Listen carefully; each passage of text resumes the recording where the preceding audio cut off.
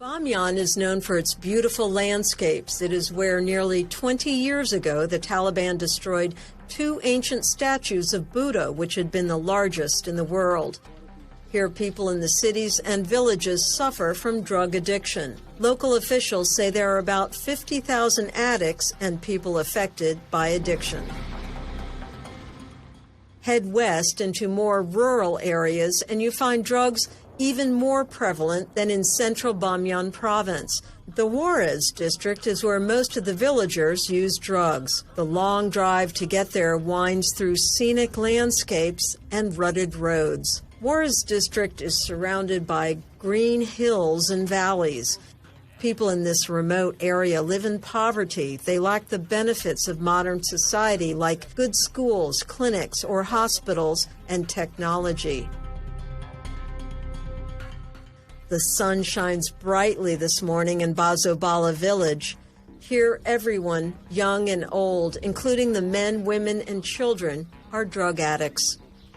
80 families live in Bamyan. Most people here use drugs together in groups and out in the open.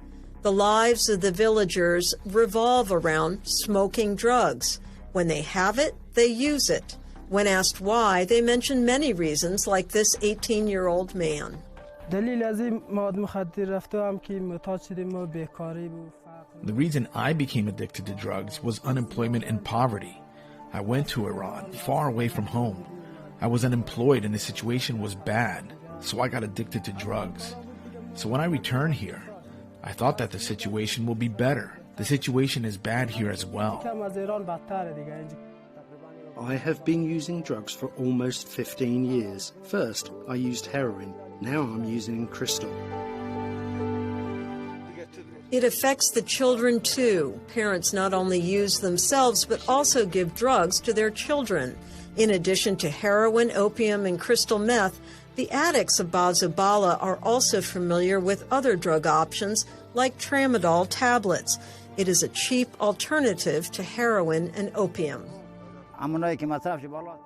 Those whose consumption is high, like myself, my spending is also high. I used maybe 1.5 packet. A packet is 25 to 50 Afghanis. You can't even purchase this tramadol 500 for 100 Afghanis.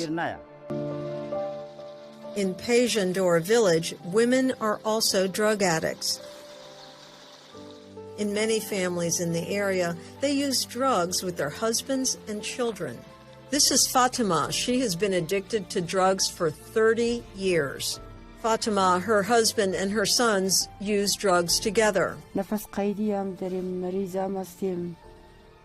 I have asthma. I'm sick as well. I'm 65 years old. I go to work in the desert and mountains until late. I'm weak, and my husband is also sick.